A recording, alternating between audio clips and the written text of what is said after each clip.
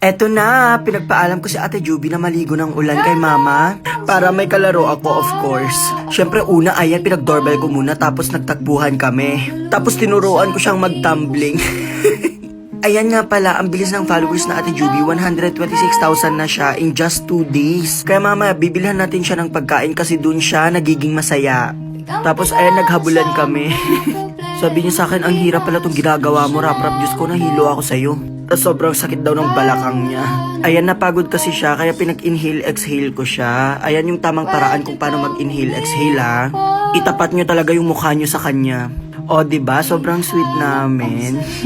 Subscribe na rin kayo sa YouTube channel ko kasi mag-upload kami ng vlogs namin and pranks namin together doon. Hoy, in fairness ha, sakit ng sabunot ni Jubang dyan, bumawi siya sa akin. Ako yung pinaglaruan sa huli, Diyos ko. Tapos ansaya niya kasi may mga nagpapapicture sa kanya, pero late na naman siya pumasok ngayong araw. Hinihintay ko si Jubang since 6, Diyos ko, and almost 10 na, tas bigla siyang dumating. Diyos ko, dahil late na late, pero okay lang. O, diba? Iba ang energy ng McDo nyo nung nakita niya si Jubang. O, diba? Umagang-umaga, haggard na naman siya dahil sa akin. Kahit saan siya magpunta, dahil Diyos ko, ginugulo ko, hindi pwedeng hindi natin guluhin yung buhay ni Jubang.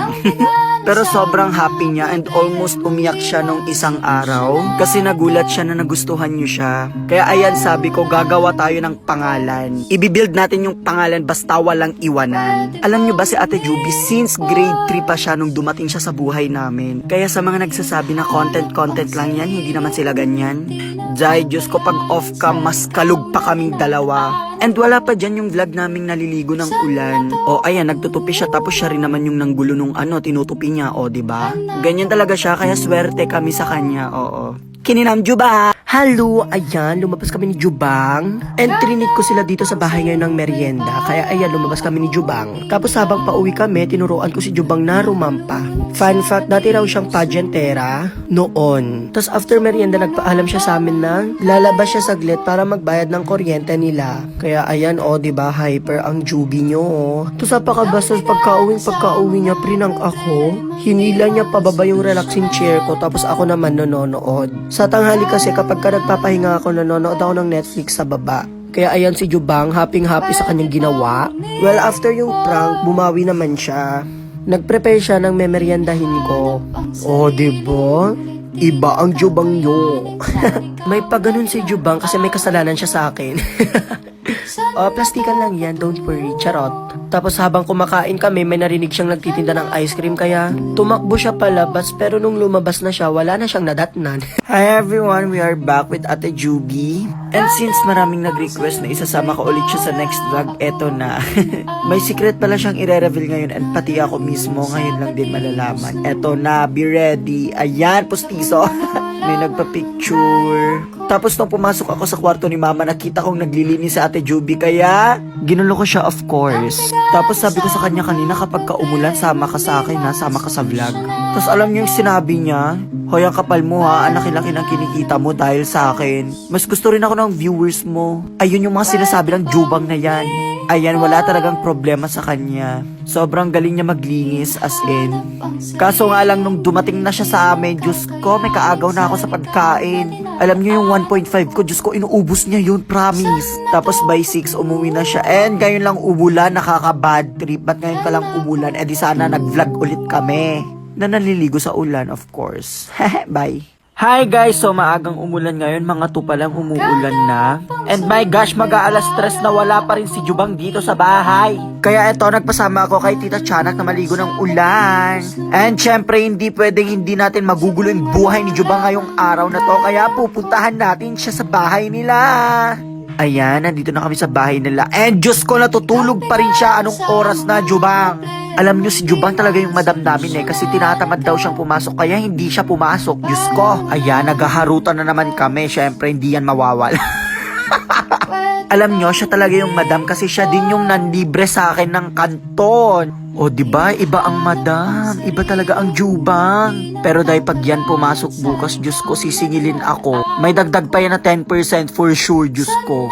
And guys nga pala, napag-isipan namin gumawa ng TikTok account niya kahapon lang. And naka 17,000 followers na agad siya. Oh my gosh, congrats Jubang and thank you daw sa inyo. Early bird na naman ang mare nyo dahil sa bagyo. Pagbukas ko nga sa cellphone ko, signal number 3 na ang abra na. Nang malaman ko nga signal number 3 kami, chinek ko agad sa labas. Wala namang ulan, wala ring hangin. Actually, maaraw pa nga. Kalmado na kahit signal number 3. It's a good sign kasi gusto ko mag-gym for today. Pagpunta ko nga sa kusina, nagpre-prepare na si kuya papunta sa work. At si ate naman, nagpre-prepare ng mga pa-orders niya dahil marami siyang binibenta. Tinakbo ko pa nga yung isang puto niya, ma. Masarap kasi talaga. Sinabay ko na rin tong mga laundry para hindi na maglabas si ate Rufa kasi pregi siya, kawawa naman. Maaga na rin akong pumunta sa gym mga 9 a.m. Medyo natakot din akong bumiyahe kasi syempre may bagyo, diba? Eh baka biglang humangin tsaka umulan ng malakas. Ayan, pagdating ko nga sa gym, signal number 4 na kami. Kaloka! Signal number 4 pero mainit, diba? At dahil kakaayos lang sa mga treadmill, maximum of 30 minutes per treadmill lang daw. Kaya ginamit ko yung 4 na treadmill para mabuo ko pa rin yung 2 hours. For the play!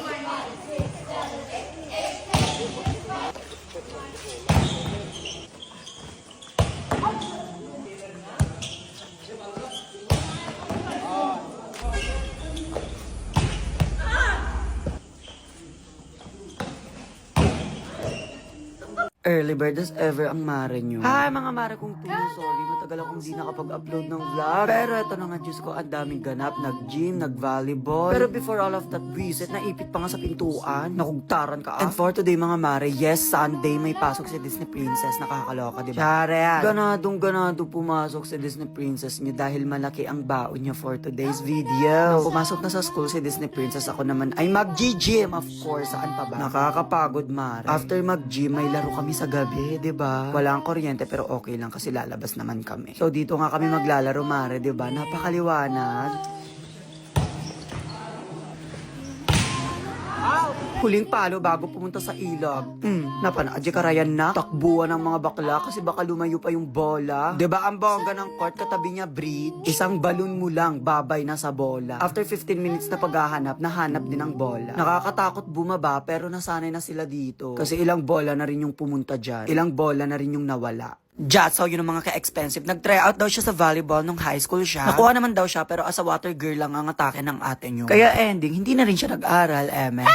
Mga ka-expensive, Diyos ko, matagal akong hindi nakapag-upload ng vlog. Ayun na nga, ang ganda-ganda ng araw ni Ira, pero ang bubungad sa kanya si Jubang. Syempre, sira na araw niya agad. Nilakpa nga niya yung gate. Naawa naman ako kay ate Jubang, pero deserve by. Diyos ko naman, pagpasok pa lang niya sa bahay, tinanong niya agad kung anong ulam namin. Eh, yung ulam namin, sakto lang para sa amin. Kaya dumiretso si Jubang sa ref para maghanap ng pagkain. Ate ko, yung tinatago kong embutido na paborito ko, Diyos ko, nakita pa ni Jubang. Sabi pa ni Ira, ay wag mong galawin yan, hindi nga ako binibigyan, tapos ikaw kukuha ka. Sabi ni Jubang, ang damot-damot mo, ikaw na lang kaya i-ref ko.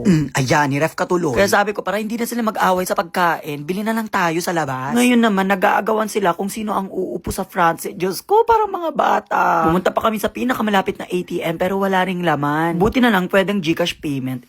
Craving satisfied. Sabi ko, 2 pizza lang kukunin, 4 na pizza talaga yung in-order nila. Isang box daw sila, Diyos ko. Tapos after kain, si Jubang umuwi. Di man lang naghugas or nagligpit. Diyos ko, uwi agad si Akla. The next day, sinurprise ko si Ira ng McDo, Coke, tsaka milk tea. Wala man ng thank you, kinuha lang yung pagkain sa akin. Nag-grocery na rin ako para dito sa bahay, pero grabe naman yung pang 1 week na akala ko, naging 2 days lang, ubus na agad. Well, what do you expect? Andito si Ira, eme. Tapos kumuha siya ng malunggay sa kapitbahay namin, di siya nagpaalam. Ang cravings niya daw kasi today is gulay. Basta pag napagalitan siya, sabi ko, wag niya lang ako idamay. Nakarma agad sa pagnakaw ng malunggay. Pang ilang admission mo na to dito sa Lorma, ha? Yes, mga bare ko, yearly siya na-admit dito sa Lorma. The reason why hindi ako nakakapag-upload this past few days.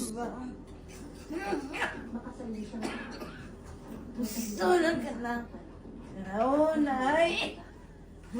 Every night, tinuturukan siya ng pampatulog para kumalma siya. Kung kasla agang mga usuna before maturo. Ilang minutes lang after siyang turukan, nakatulog na agad siya. Siguro tinuturukan din siya ng ganto para makatulog siya ng maayos. The next day, nag-undergo si mama ng pulmonary test. Hindi ko sure kung yun yung tamang term. Basta binaba siya, ganun. Kaya for the linis naman ako habang wala pa siya. Para hindi na naman maimbyer na pagbalik, diba? When she came back, ay, taray! Nagpa-nail cutter ako sa kanya saglit bago mag-mall.